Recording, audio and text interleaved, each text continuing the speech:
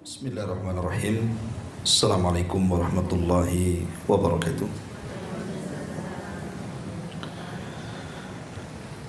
Alhamdulillah.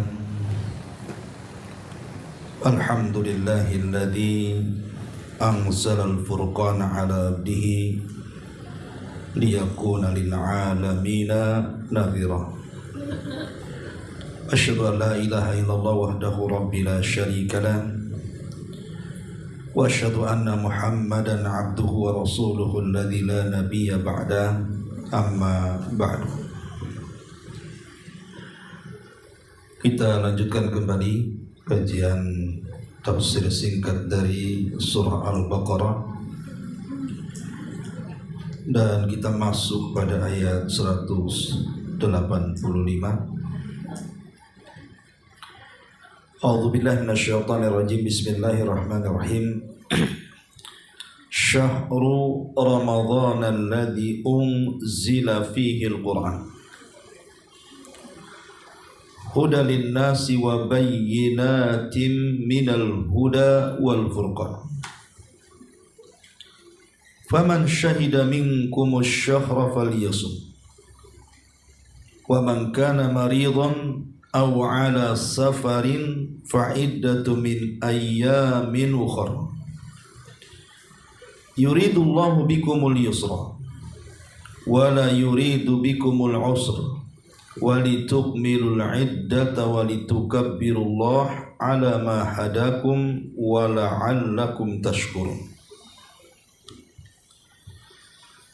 Bulan Ramadan adalah bulan yang di dalamnya diturunkan Al-Quran sebagai petunjuk bagi manusia dan penjelasan-penjelasan mengenai petunjuk itu dan pembeda. Karena itu barang siapa di antara kalian ada di bulan itu, maka berpuasalah. Dan barang siapa yang sakit atau dalam perjalanan dia tidak berpuasa, maka wajib menggantinya sebanyak hari yang ditinggalkannya. Pada hari-hari lain Allah hendak kemudian memudahkan bagimu dan tidak hendak menyulitkan bagimu. Maka hendaklah kamu mencukupkan bilangannya dan mengagungkan Allah atas petunjuknya yang telah diberikan kepadamu agar kamu bersyukur. Ma'asyiral muslimat yang dimuliakan Allah Subhanahu wa taala, surah Al-Baqarah ini 185 menjelaskan kepada kita tentang kemuliaan bulan Ramadan. Kenapa bulan Ramadan sangat-sangat mulia dalam Islam? Padahal di zaman jahiliyah, orang-orang jahiliyah tidak mengenal apa itu Ramadan. Orang-orang jahiliyah itu mereka hanya mengenal Ashhur al-Hurum saja. Kalau bulan Dzulqa'dah mereka kenal itu bulan hurum. Kalau bulan Dzulhijjah mereka juga sangat mengetahui kemuliaannya karena itu bulan hurum. Begitu juga Muharram dan Rajab. Mereka sangat meninggikannya karena keduanya juga bulan hurum. Tapi Ramadan mereka tidak kenal. Baru setelah diutusnya Nabi SAW, kemudian diturunkan Al-Quran. Di hari diutusnya Nabi SAW, disitulah kemudian orang-orang jahiliyah baru tahu tentang Ramadan, bahwa Ramadan itu adalah bulan mulia yang dimuliakan Allah khusus untuk orang Islam. Nah, rahasia kemuliaan bulan Ramadan ada dalam ayat ini, di mana Allah Subhanahu wa taala mengatakan Syahrul Ramadhan alladzi unzila fihi al-Qur'an. Bulan Ramadan adalah bulan diturunkannya Al-Qur'an. Apa maksudnya bulan Ramadan? Bulan diturunkannya Al-Qur'an. Kita tahu bahwa bulan diturunkan Al-Quran ini, atau Al-Quran saat diturunkan di bulan ini, sebagian ahli tafsir mengatakan bahwa saat Allah Subhanahu wa taala menurunkan Al-Quran itu ada dua cara. Pertama, Al-Quran diturunkan secara keseluruhan 30 juz. Dari mana? Dari Lauhil Mahfud ke Baitul Uzza yang ada di langit pertama. Itulah yang diisyaratkan di dalam surah Al-Qadar, di mana Allah Subhanahu wa taala mengatakan inna anzalnahu fi lailatul qadr. Sesungguhnya kami turunkan Al-Quran secara keseluruhan itu di malam Lailatul Qadar. Jadi di malam itu Allah Subhanahu wa taala turunkan Al-Quran secara keseluruhan, tapi tidak sampai bumi, hanya sampai langit pertama saja yang disebut dengan Baitul Uzza. Atau yang kedua, bahwa Al-Quran turun di bulan Ramadan maksudnya ibtidaan, permulaannya saja. Adapun setelah itu bisa saja turun di bulan Ramadan, bisa juga turun di luar Ramadan, tapi permulaannya turun di bulan Ramadan. Kapan itu? Saat Nabi SAW berada di Gua Hira. Ketika Nabi SAW tafakkur selama 1 bulan di bulan Ramadan, maka tepatnya di 10 akhir Ramadan, lebih tepat lagi di tanggal-tanggal ganjil, disitulah Jibril datang kepada Rasul. Kemudian mewahyukan wahyu pertamanya dari Allah Subhanahu wa taala, Suratul Alaq ayat 1 sampai 5. Iqra bismi rabbikal ladzi khalaq khalaqal insana min 'alaq iqra wa rabbukal akram alladzi 'allama bil qalam 'allamal insana ma lam ya'lam. Inilah 5 ayat pertama yang memulakan Al-Quran itu turun ke bumi. Lah turunnya surah Al-Alaq ayat 1 sampai 5 yang menjadikan SK diangkatnya Rasul kita menjadi nabi itu terjadi di malam Lailatul Qadar dan di bulan Ramadan. Makanya di sini Allah mengatakan syahru Ramadhan alladzi unzila fihi al-Quran. Bulan Ramadan itu bulan diturunkannya Al-Quran. Lah ayat ini pula yang kemudian menjadikan bulan Ramadan diistilahkan dengan syahrul Quran, bulannya Al-Quran, bulan yang identik dengan Al-Quran. Makanya kalau kita melihat ulama salaf, apabila datang bulan Ramadan, maka fokus mereka terhadap Al-Quran. Sebut saja, dijelaskan Al-Aswad, kana Al-Aswad adalah Imam Aswad, yakhtimul Qur'ana fi Ramadan fi kulli lailatain. Dihatamkan Al-Quran itu setiap 2 malam 1 kali hatam. Ini contoh ulama salaf. Kemudian juga dijelaskan Atha ibn Sa'ib bahwa ayahnya Aba Abdurrahman As-Sulami, dia mengatakan akhadnal Quran an qaumin akhbaruna annahum kanu idza ta'allamu 10 ayatin la yuzawijuhunna ila al-ashri al-akhir hatta ya'lamu ma fihinna.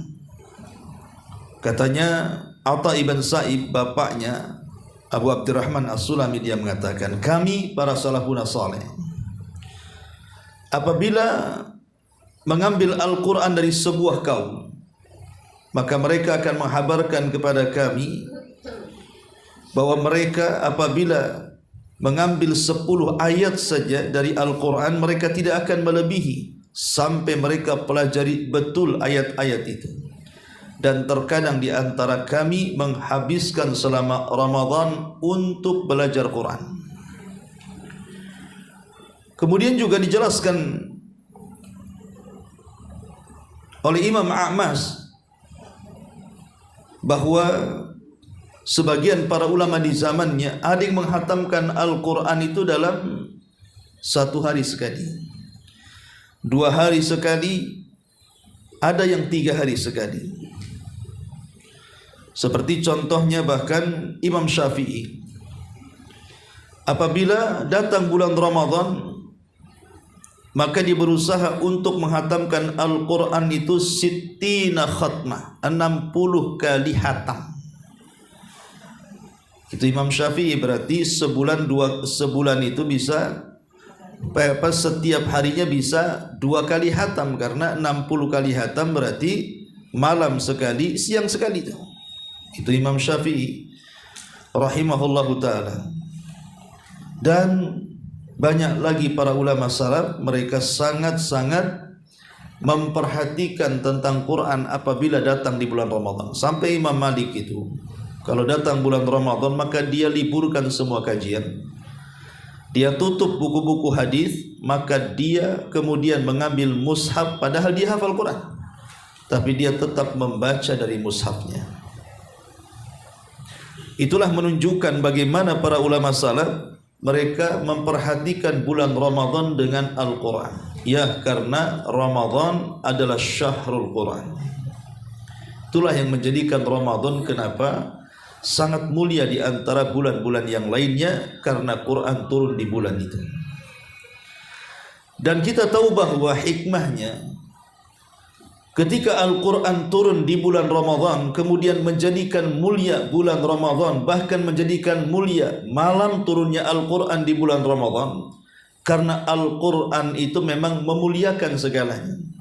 Sering saya contohkan, ketika Al-Quran turun lewat Jibril, maka Jibril menjadi pemimpinnya para malaikat.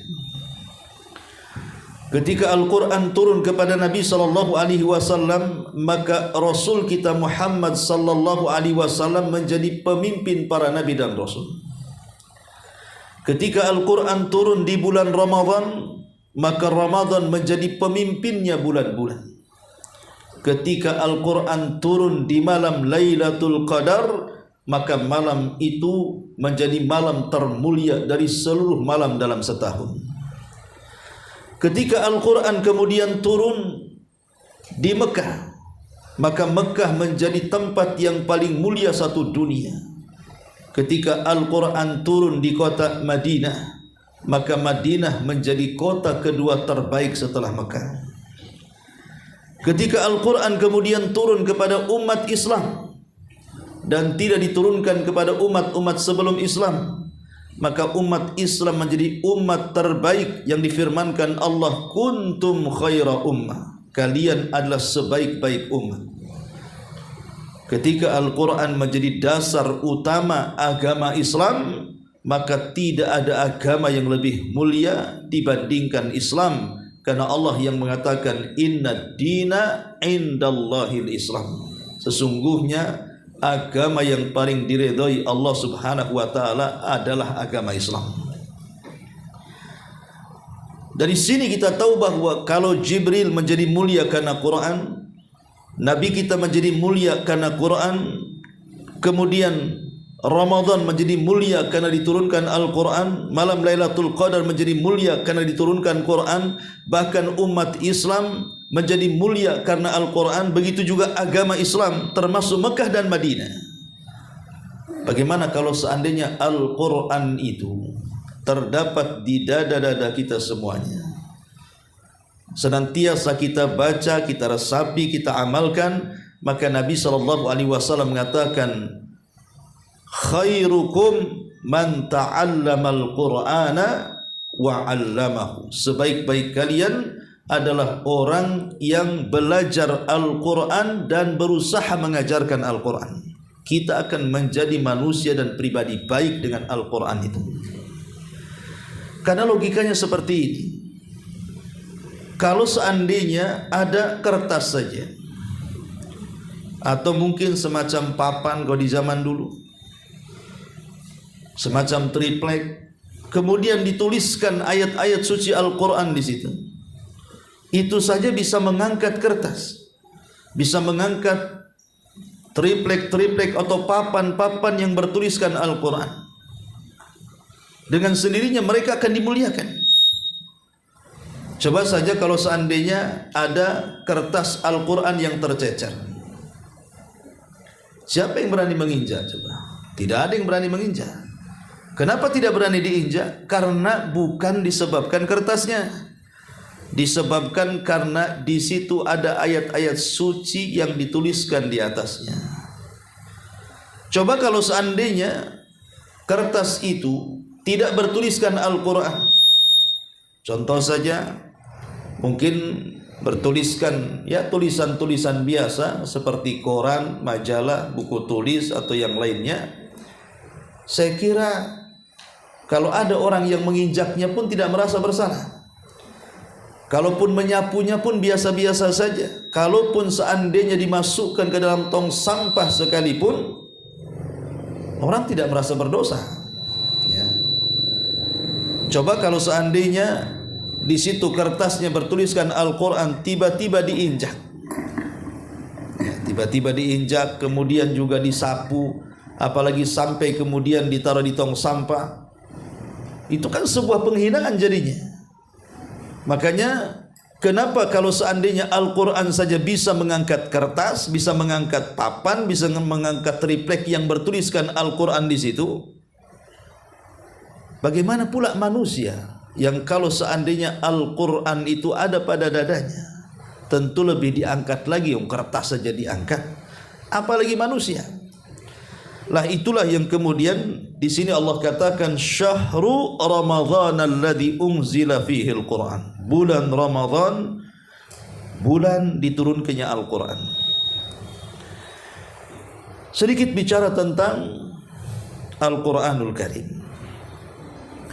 Ma'asyiral muslimat yang dimuliakan Allah Subhanahu wa taala, kita tahu bahwa Al-Quran itu bukan kalam manusia, tapi dia adalah kalam Allah Subhanahu wa taala.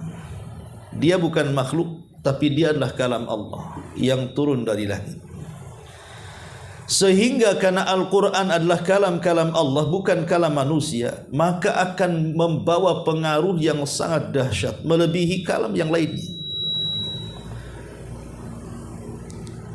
Dan yang menunjukkan bahwa memang Al-Quran itu kalam Allah, datang dari Allah Subhanahu wa ta'ala, sampai hari ini, ya, sejak zaman turunnya Quran sampai hari ini, Quran itu tidak bisa ditiru siapapun.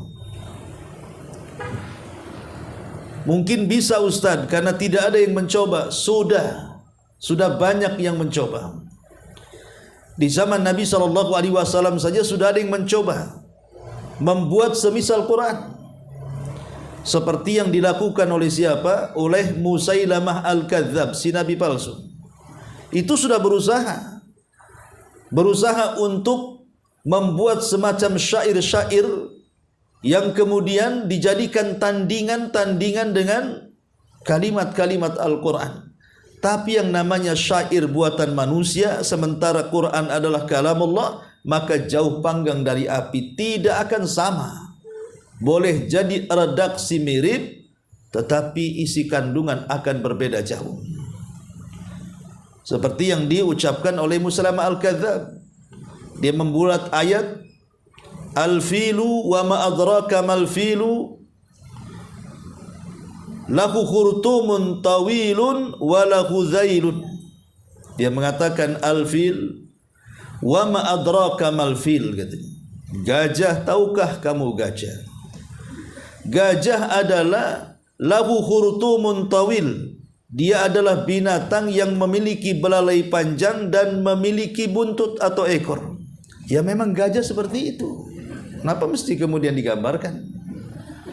Memang gajah punya belalai panjang, kemudian juga punya ekor, kan begitu. Tidak perlu pula digambarkan seperti itu. Apa lalu kandungan isinya, kan? Tidak ada. Boleh jadi redaksinya hampir mirip-mirip karena bentuk syair, tetapi isi kandungannya tidak ada makna sama sekali. Dan banyak ucapan Musailamah Al-Kadzab yang berusaha untuk meniru-niru Al-Quran, tapi tidak bisa.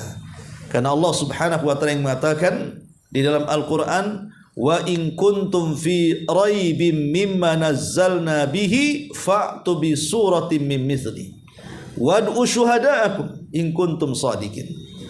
Kalau kalian ragu dengan Al-Quran bahwa Al-Quran itu kalam Allah, silahkan buat satu surat saja semisal Al-Quran. Kalau kalian memang orang-orang benar, dan tidak akan sanggup, sejak diturunkannya sampai hari ini belum ada yang mampu menandingi kalam Allah Subhanahu wa ta'ala. Itu menunjukkan bahwa Quran memang datang dari Allah. Yang kedua, kalau memang Al-Quran itu bukan datang dari Allah Subhanahu wa ta'ala dan bukan kalam-kalamnya, tentu kita akan melihat adanya paradoks, adanya semacam kontradiktif satu dengan yang lainnya. Sebagaimana Allah mengatakan, walau kana min indi ghairillah lawajadu fihi ikhtilafan katsira. Kalau memang Al-Quran itu bukan datang dari sisi Allah Subhanahu wa ta'ala, tentu engkau akan mendapatkan isinya itu pasti satu dengan yang lainnya akan bertentangan. Tapi tidak ada tuh satu ayat dengan ayat yang bertentangan.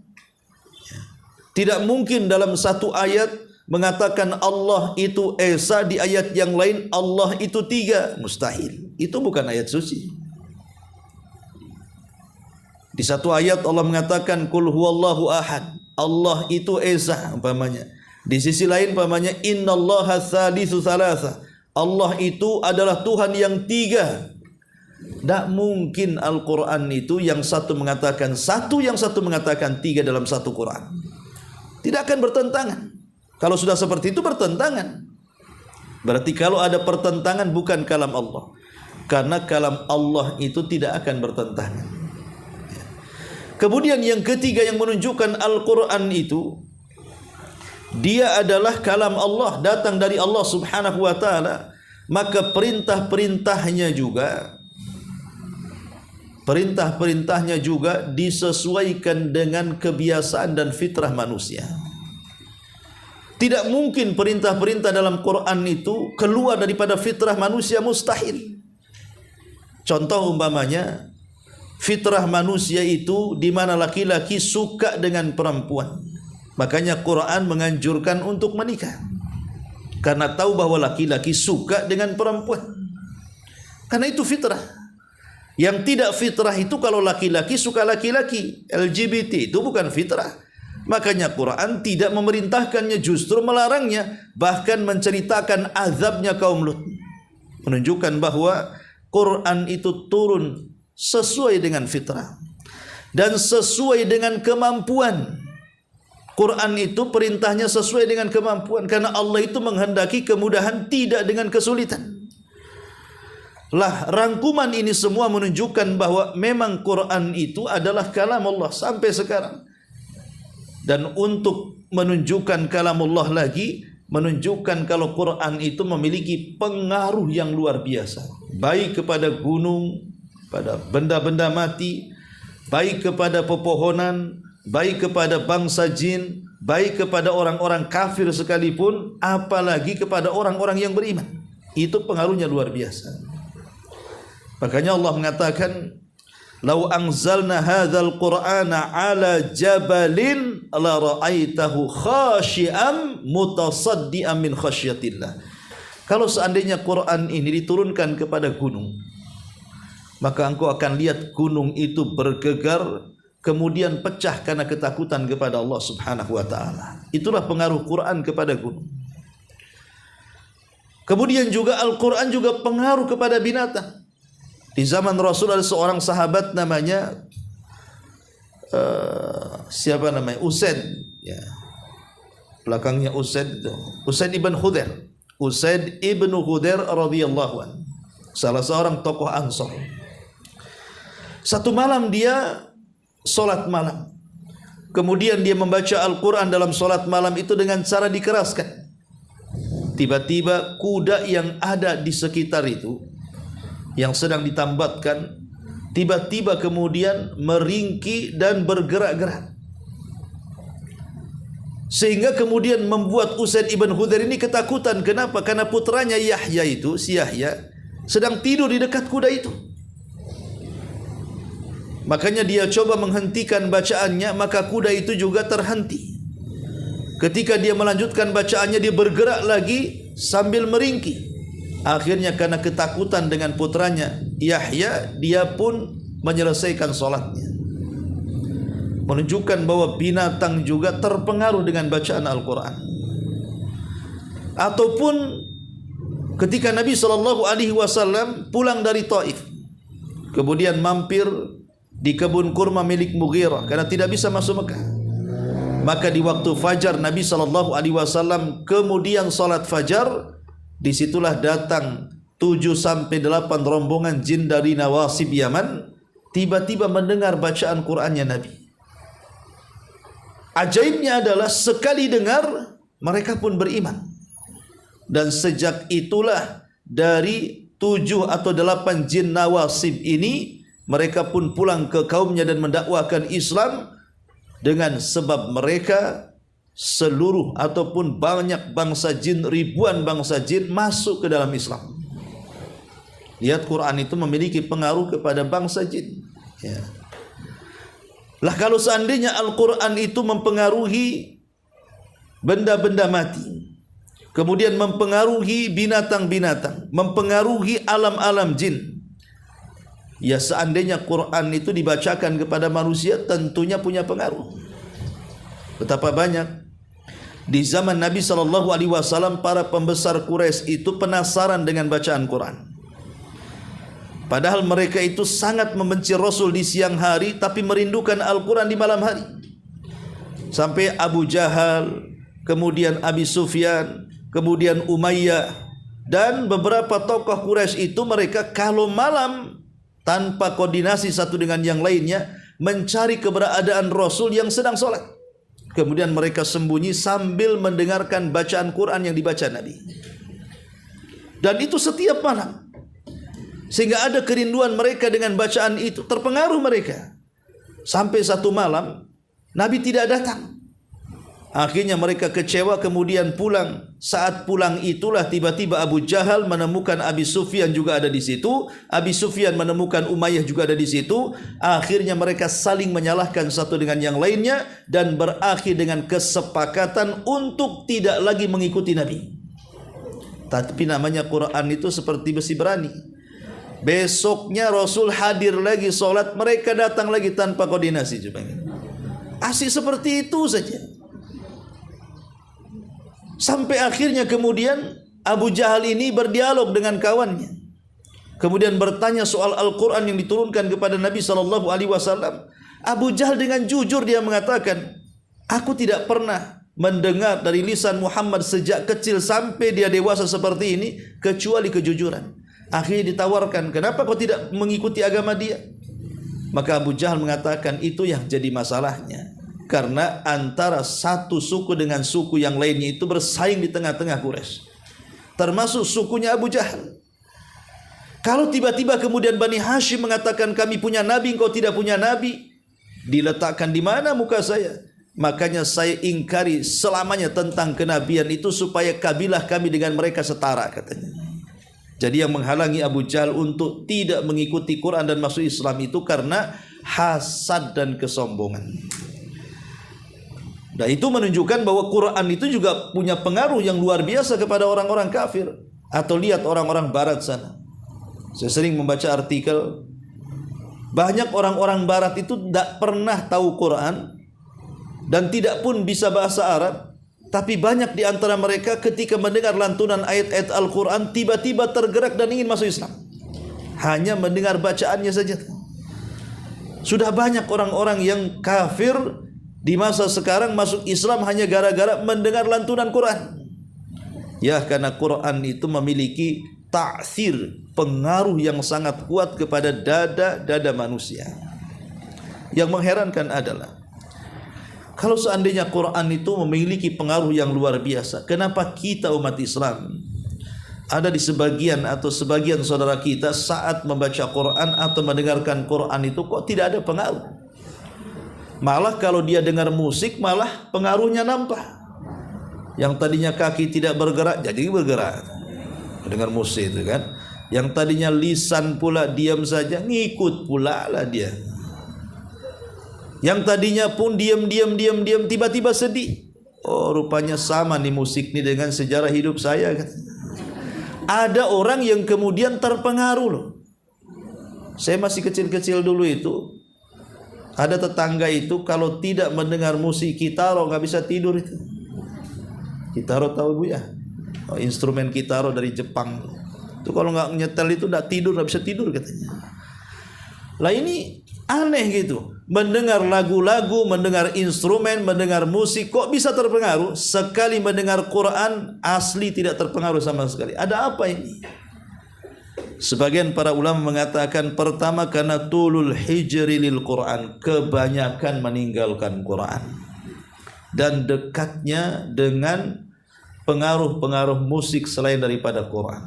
Kalau orang sudah lama tidak pernah membaca Quran, tidak pernah mendengarkan Al-Quran, maka lama-lama hati ini akan menolak Al-Quran. Coba saja ya. Tapi kalau hari-hari dengar musik kan itu, terpengaruh dia dengan musik. Ini yang pertama. Yang kedua, bisa saja karena maradul qalbi, sakit hatinya. Ada masalah dengan hatinya itu. Boleh jadi keras hatinya. Keras hati itu ditimbulkan karena tidak pernah menyentuh Quran, tidak pernah mendengarkan Quran, jadi keras hatinya. Timbul penyakit-penyakit dalam hatinya. Kalau hati itu menjadi banyak penyakit atau bersarang penyakit di dalamnya, maka lama-lama akan keras tuh. Seperti orangnya pendendam, banyak hasad, dengki, iri hati gitu ya. Maka itu yang menjadikan kemudian keras hati itu. Kemudian yang ketiga, al-ghaflatu wal inshighalu bil mulhiyati. Lalai. Kemudian sibuk dengan perkara-perkara yang melalaikan dia dari perkara Quran. Boleh jadi disibukkan dengan pasangannya, disibukkan dengan anak-anaknya, disibukkan dengan keluarganya, disibukkan dengan perniagaannya, disibukkan dengan perdagangan dan bisnisnya, akhirnya tidak pernah mendengar Quran. Kemudian dijauhkan dari Al-Quran. Keempat, adamul ihtimami bitafsir. Boleh jadi dia membaca Quran tetapi tidak paham isinya. Makanya pentingnya belajar tafsir Al-Quran itu supaya paham apa yang dibacanya. Kalau kita paham dengan yang dibaca kita, minimal paham artinya lah, walaupun tidak sampai kemudian ke tafsirnya, itu sudah bisa menjadikan kita khusyuk di dalam membaca atau mendengarkannya. Termasuk juga kenapa kemudian orang itu tidak memiliki pengaruh dalam Al-Quran tadi, karena dia tidak khusyuk, tidak betul-betul mendengar ya, tidak betul-betul membaca, sama sekali hanya dijadikan ya sekali-kali aja baca, besok tidak, atau ada yang sama sekali tidak baca, nunggu Ramadan, nantilah Ramadan dihatamkan, sampai Ramadan tak dibaca juga gitu, sampai akhirnya datang Ramadan tahun depan lagi tidak juga dibaca juga, dan begitu seterusnya. Ditinggalkan betul Al-Quran itu. Lah kalau sudah seperti itu kata para ulama, maka selamanya kita tidak akan mengambil pengaruh dari Al-Quran. Padahal Al-Quran itu kalamullah. Quran itu adalah kalamullah. Ma'asyiral muslimat yang dimuliakan Allah Subhanahu wa taala. Lah di antara bentuk Al-Quran itu membawa pengaruh kepada kita. Kita kira-kira nih kalau Al-Quran itu kita baca dan memiliki pengaruh kepada kita, apa sebagai pengaruhnya itu? Dan ini kita bisa introspeksi masing-masing kita. Apakah kita terdapat pengaruh-pengaruh ini? Kalau ibu terpengaruh dengan pengaruh-pengaruh ini, berarti ibu ketika baca Quran memang Quran itu berpengaruh. Tapi kalau tidak ada, berarti periksa hatinya tuh. Pertama, ziyadatul iman. Kalau saat membaca Quran iman kita naik, iman kita naik gitu ya. Tiba-tiba kemudian ketika membaca Al-Quran itu terasa tenang hatinya, terasa ingin beribadah. Karena iman hati itu, iman naik itu biasanya menggerakkan badan untuk beribadah. Kan iman itu naik karena ketaatan, sebagaimana merosotnya iman itu karena kemaksiatan tuh. Jadi kalau tandanya kita membaca atau mendengar Quran itu berpengaruh, maka adalah tambahan iman di situ. Yang kedua, salah al-qulub, adanya perbaikan dalam hati. Mungkin mengurangi sifat dendamnya, sifat hasad-hasudnya, sifat dengki iri hatinya berkurang, ya, walaupun tidak hilang sama sekali, tapi ngurangilah, ya. Karena Quran itu membawa pengaruh di dalam membersihkan hati. Sebagaimana dikatakan hajrul Quran, orang yang meninggalkan Quran itu bisa mengotori hati, maka orang yang membaca dan mendengarkan Quran juga bisa membersihkan hati. Inilah yang terkadang kita ini kalau cerita tentang hati, ya, kita tahu bahwa fisik manusia itu kan terbagi dua, ya. Ada jasad, ada ruh. Ada jasad, ada ruh. Jasad ini kalau dalam bahasa Islam itu sama dengan amalan. Ruh itu, itulah yang disebut dengan keikhlasan, ya, kebersihan hati. Kalau jasad tanpa ruh itu sama dengan jasad mati. Begitu juga amalan, kalau tanpa adanya keikhlasan dan kejadian hati, itu amalan sia-sia saja. Lah tetapi masyarakat kita ini umumnya kaum muslimin, ya, mereka tidak pernah memperhatikan hatinya apakah kotor ataukah tidak, berpenyakit ataukah tidak. Yang diperhatikan manusia itu justru badan dia. Kalau kotor langsung mandi, kalau ada penyakitnya langsung diobati. Tapi kalau hatinya kotor tidak pernah langsung dibersihkan, atau kalau hatinya sakit tidak langsung diobati. Padahal setinggi-tingginya penyakit badan itu paling tinggi kematian, paling tinggi meninggalkan dunia saja. Ada orang kemudian mati karena kanker, ya selesai dunianya, ya. Ada orang mati karena tumor, selesai dunia dia, hanya sebatas dunia saja. Tapi kalau mati meninggalkan penyakit hati, itu urusannya bukan dunia saja, urusannya sampai ke akhirat.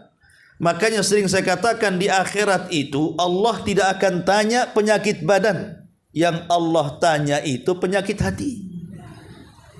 Kalau ada orang masuk neraka, kenapa kau masuk neraka? Gara-gara tumor, gara-gara kanker? Enggak ada. Allah tidak bertanya soal penyakit, karena kanker itu tidak menjadikan kita masuk neraka. Tumor itu tidak bisa menjadikan kita masuk neraka. Darah tinggi, stroke itu tidak menjadikan kita masuk neraka. Yang menjadikan kita masuk neraka itu penyakit hati. Tapi subhanallah, kalau di dunia ada orang memiliki penyakit badan, orang tidak tahu. Nampak sehat badannya, rupanya ada kankernya. Nampak sehat badannya, rupanya ada tumornya. Tetapi penyakit hati ini walaupun letaknya di hati, itu bisa tampak pula oleh manusia. Si anu sombong katanya. Kok tahu? Pokoknya tahulah. Orang-orang pun bilang sombong dia. Padahal di hati itu, ya. Si anu itu nggak tahu itu hasadnya betul loh, ya. Kok nggak tahu? Tahulah semua orang tuh penghasad orang itu. Penyakit hati itu bisa tampak loh, ya. Tapi penyakit badan tidak bisa tampak, kecuali kalau dia ngomong, maaf nih saya baru periksa, saya kena ini, kena itu, gitu ya. Bahkan orang yang memiliki penyakit itu saja kadang tidak tahu kalau tidak diperiksa dokter itu. Tapi penyakit hati bisa tampak loh, ya. Bisa nampak dari perbuatannya, dari mukanya, dari kata-katanya. Ya. Lah, kembali kepada Al-Quran di sini, lah Al-Quran itu bisa membersihkan penyakit-penyakit hati itu. Kalau seandainya saat membaca Quran hati kita makin jernih, hati kita makin tenang, berarti adalah pengaruh tuh Quran itu pada hati kita. Kemudian yang ketiga, al-iqbal ala ta'atillah. Lebih semangat untuk melakukan ketaatan setelah baca Quran. Kemudian yang keempat, ziyadatu khasyatillahi azza wa jalla, lebih takut kepada Allah lagi. Setelah mendengarkan Quran, setelah membaca Quran, kok rasanya lebih takut lagi kepada Allah. Lebih takut bermaksiat lagi, takut tidak melakukan ketaatan, dan begitu seterusnya. Yang kelima, tahdhibus suluk wal akhlak. Ada perubahan dari suluk perbuatan dan juga akhlak dia. Dulu sebelum sering membaca Quran atau sering mendengarkan Quran, ya kadang-kadang sibuk menggibah sana, menggibah sini, ngerumpi sana, ngerumpi sini, nyebar hoax sana, nyebar hoax sini, ngadu domba sana, ngadu domba sini umpamanya. Setelah sering membaca Quran, mendengar Quran, mulailah kemudian berkurang, akhlaknya semakin baik. Ataupun yang terakhir, kata Hasan Al-Basri rahimahullahu ta'ala, pengaruh Al-Quran itu adalah dibawa kepada pengaruh jasad, seperti nampak bercahaya wajahnya, nampak bersih, nampak semangat hidupnya. Lah inilah pengaruh-pengaruh Quran. Kalau seandainya 6 perkara ini belum dirasakan saat kita membaca atau saat kita ini mendengar Quran, ketahuilah bahwa Quran itu belum punya pengaruh. Berarti ada masalah tadi. Hatinya ada masalah, boleh jadi banyak maksiat, ya, dan begitu seterusnya.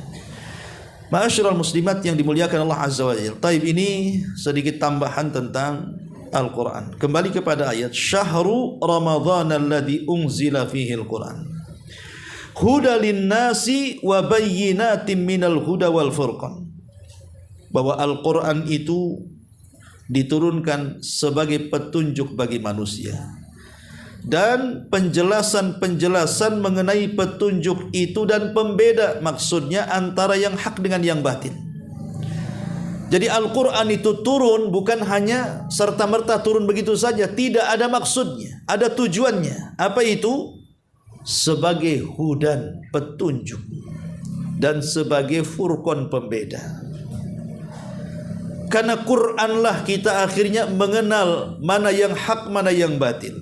Karena Quranlah akhirnya kita mengetahui jalan ke sorga dan ini jalan ke neraka. Karena Quranlah akhirnya kita mengenal bagaimana cara menyembah Allah yang sesungguhnya. Karena kalau kita melihat misi Al-Quran secara global, pertama, Quran itu misinya dalam rangka menegakkan tauhid. Jadi kenapa Quran diturunkan? Karena kalimat la ilaha illallah, itulah Quran diturunkan. Jadi misi pertama Al-Quran itu mentauhidkan manusia kepada Allah Subhanahu wa ta'ala, agar mereka tidak menyekutukan Allah dengan yang lainnya. Turun Quran membimbing mereka, menanamkan akidah dan nilai-nilai iman supaya mereka tidak menyembah kepada selain Allah Subhanahu wa ta'ala. Makanya surat pertama adalah surah Al-Fatihah. Dan surah Al-Fatihah di 3 ayat pertama bicara tentang 3 tauhid. Tauhid rububiyah, tauhid uluhiyah, dan tauhid al-asma dan sifat. Alhamdulillahi rabbil alamin, Rabb maksudnya rububiyah, lillahi maksudnya uluhiyah, ya. Ar-Rahman Ar-Rahim maksudnya asma dan sifat. Dan itu terdapat di permulaan surat dalam Quran, surah Fatihah. Dengan dimulakannya dengan surah Al-Fatihah, dan dalam surah Al-Fatihah dimulakan dengan 3 tauhid, menunjukkan bahwa misi utama dan pertama Quran itu diturunkan untuk menanamkan nilai-nilai tauhid.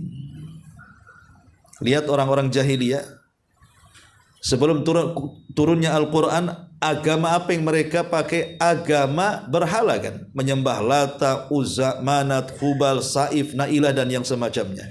Tapi setelah turunnya Quran kepada Rasul, kemudian menyebarlah ajaran Islam di tengah-tengah mereka, mulailah kemudian terjadi pemberantasan dalam Fathu Mekah. Dihancurkanlah berhala-berhala itu. Karena inti tujuan Quran itu mengembalikan peribadatan kepada hamba menjadi peribadatan kepada Allah pencipta hamba. Tapi masalahnya di zaman sekarang mungkin susah kita dapati orang mau kembali menyembah Lata, Uzza, Manat, Hubal, apalagi dia sudah Islam, kan. Tapi bukan berarti kesyirikan itu hilang begitu saja, tidak, malah diganti, ya. Uzzanya jadi cincin. Semenjak aku pakai cincin ini, usaha saya lancar, katanya. Semenjak saya pakai cincin ini, bukan anak gadis saja yang melirik saya, nenek-nenek pun lemas melihat saya. Ini kan uzanya jadi cincin jadinya. Ya. Makanya jadi jimat sekarang ini. Oh, semenjak saya punya rajah nih, ditempelkan di warung, yang biasa penghasilannya 100, sejuta ini dapatnya. Itu kan jimat lagi, akhirnya lari ke situ. Dulu saya nggak kenal dukun anu tuh. Setelah kenal dukun anu, melejit pangkat saya.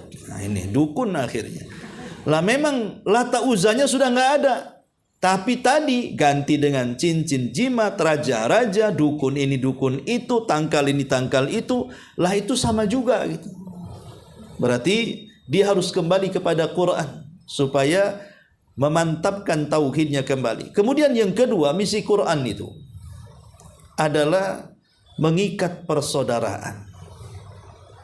Makanya Allah mengatakan, Allah menciptakan itu min dzakarin wa untha wa ja'alnahu syu'uban wa qabaila lita'arafu. Ketika Allah menciptakan kita kan ada laki-laki, ada perempuan. Kemudian menciptakan bersuku-suku dan berbangsa-bangsa. Supaya apa? Supaya saling kenal satu dengan yang lainnya. Makanya kalau kita lihat misi Rasul setelah hijrah dari Mekah ke Madinah, apa itu? Ta'akha, mempersaudarakan antara orang Muhajirin dan Ansar. Makanya Allah Subhanahu wa taala mengingatkan mereka, wadhkuru ni'matallahi 'alaikum idz kuntum a'daan fa'alafa baina qulubikum. Ingatlah akan nikmat yang Allah anugerahkan kepada kalian, dulu kalian musuhan. Dengan datangnya Islam dan Al-Quran kepada kalian, sekarang kalian saling bersaudara. Jadi misi Quran itu merekatkan persaudaraan sesama muslim tentunya. Kita harus merekatkan persaudaraan sesama muslim di atas Quran. Karena persaudaraan di atas Quran itu jauh lebih erat dibandingkan persaudaraan nasab. Ya.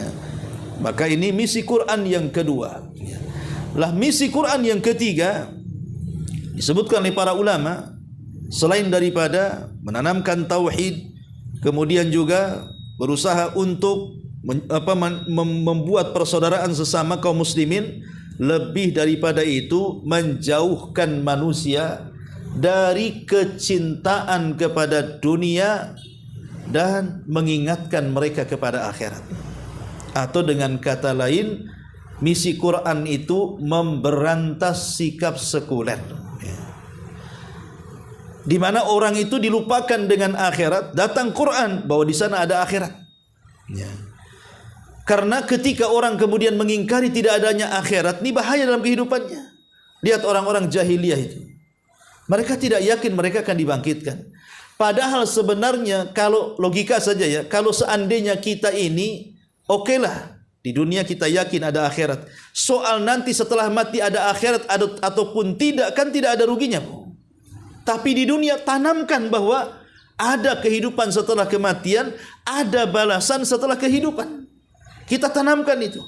Kemudian kita mati, tahu-tahu tidak ada apa-apa setelah kematian. Rugi? Tidak. Tapi orang-orang yang mengingkari adanya kehidupan setelah kematian, adanya balasan setelah kehidupan, kemudian dia berzina, kemudian dia minum khamar, kemudian dia maksiat, kemudian dia mati, tahu-tahu ada pula kehidupan itu. Tahu-tahu ada balasan. Coba mau kemana larinya dia? Ya. Lah ini yang harus dipahami, bahwa Quran itu datang untuk itu. Ya. Menceritakan tentang banyak peristiwa setelah kematian. Supaya apa? Dari sinilah kemudian Al-Quran bisa merubah kehidupan umat manusia. Dan tentunya juga Al-Quran juga diturunkan dalam rangka memuliakan kaum wanita. Karena di zaman itu ya, para wanita memang tidak ada harganya. Orang-orang jahiliyah menganggap wanita itu bagaikan sampah, hanya untuk pemuas nafsu seks saja. Tapi setelah datangnya Rasul, turunnya Al-Quran, maka dimuliakanlah kaum wanita sejak zaman itu sampai hari ini. Ya. Jadi itulah diantara misi-misi kenapa Al-Quran itu diturunkan. Karena Quran itu sebagai hudan, petunjuk, dan juga pembeda. Kemudian Allah Subhanahu wa ta'ala mengatakan, Faman syahida minkumus syahra falyasum. Barang siapa yang melihat bulan, maksudnya melihat hilal di bulan Ramadan, maka berpuasalah. Maksudnya puasa Ramadan.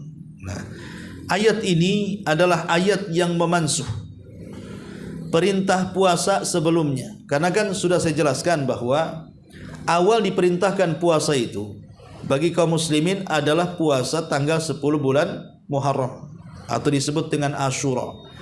Itulah pertama kali puasanya kaum muslimin. Kemudian naik pada peringkat yang kedua tentang puasa di bulan Ramadan, tetapi tidak ada pemaksaan. Yang mau puasa silahkan, yang tidak puasa tidak apa-apa, tapi harus bayar fidyah. Siapapun boleh tidak puasa, tapi dia harus bayar fidyah. Tapi kemudian setelah turun Al-Baqarah 185 tidak ada lagi fidyah. Semua puasa. Semua puasa.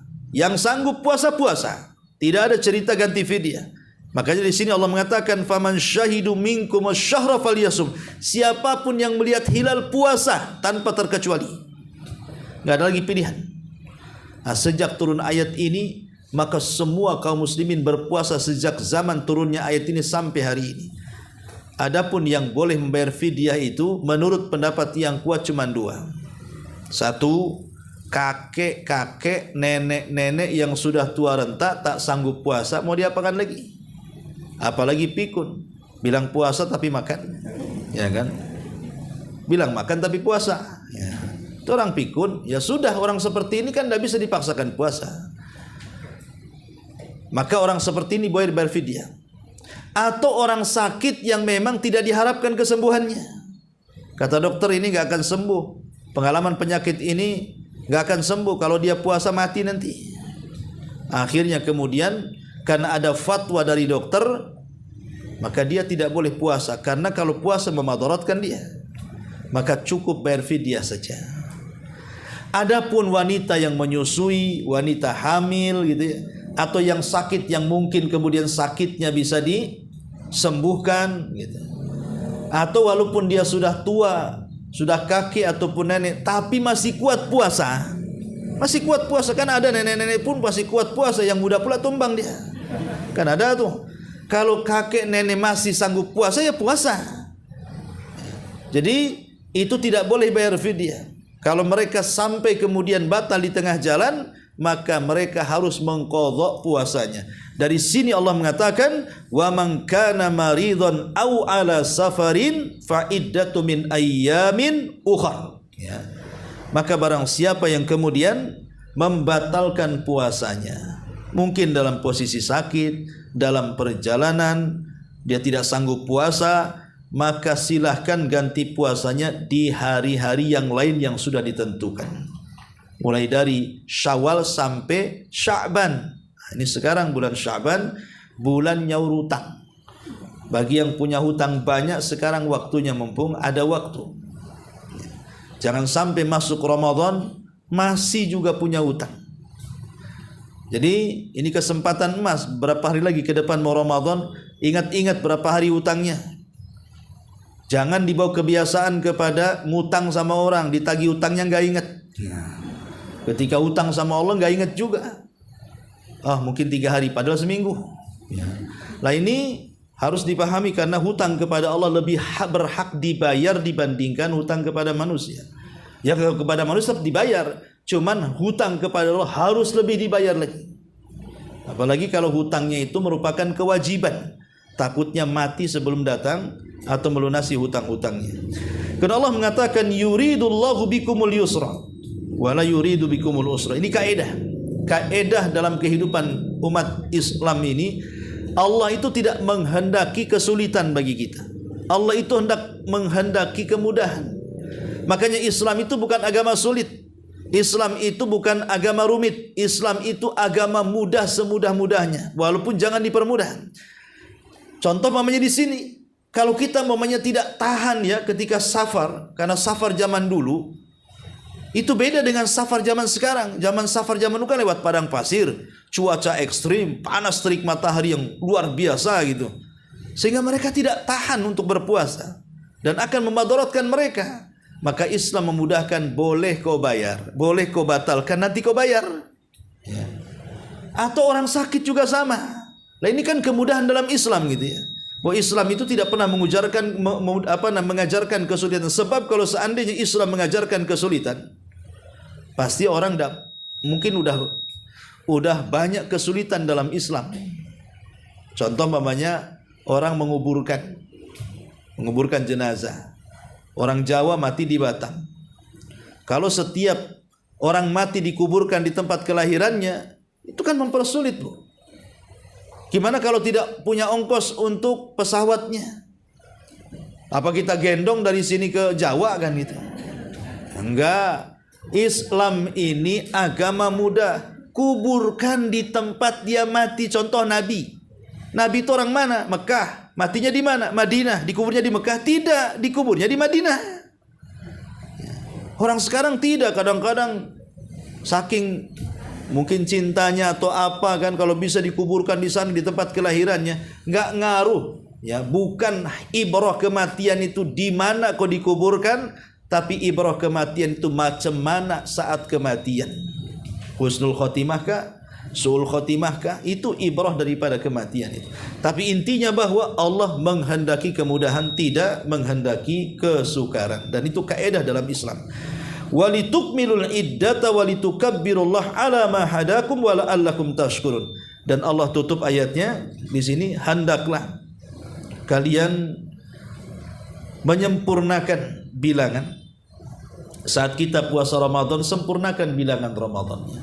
Ya, terkadang 29 hari, terkadang 30 hari, tergantung melihat bulan dan tidaknya. Kalau terlihat bulan biasanya Ramadan 29 hari. Tapi kalau tidak terlihat bulan biasanya 30 hari, ya kan? Karena memang bilangan tanggal Hijriah itu tidak mungkin lebih daripada 30. Kalau Masehi ya ada 31 tanggal itu ya. Kalau Islam tidak ada. Islam itu paling banyak 30. Dan selain itu 29. 29 kalau terlihat hilal, kalau tidak terlihat hilal 30. Begitu kaidahnya. Sebagaimana Rasul mengatakan, fa in ghumma alaikum faqduru 30 yauman. Kalau langit terhalang mendung di tanggal 29, maka sempurnakan 30 hari. Ya. Kemudian Allah tutup, walitukabbirullaha ala ma hadakum wa la'allakum tashkurun. Maka setelah tahu bagaimana Ramadan itu bulan yang sangat mulia, diturunkan Al-Quran dan macam-macam kemuliaan Ramadan itu, maka bertakbirlah di malam Idul Fitri. Gemakan takbir. Ya, takbir mulai dari terbenam matahari sampai kemudian di pagi hari imam naik mimbar. Itu dianjurkan takbir walaupun seafdal-afdalnya saat setelah fajar sampai ke lapangan, kemudian salat Id dan khatib naik mimbar. Maka berhentilah takbir di sini. Kecuali Idul Adha. Ada tambahan takbir muqayyad setelah salat wajib selama hari tasyrik, ya. Walitukmilul iddata walitukabbirullaha ala ma hadakum wa la'allakum tashkurun. Dan itu bentuk syukur kita kepada Allah yang telah menganugerahkan bulan termulia dan teragung kepada kita. Wallahu a'lam. Ini diantara keterangan singkat dari Al-Baqarah 195. Taib, sampai di sini. Kalau mau bertanya silakan.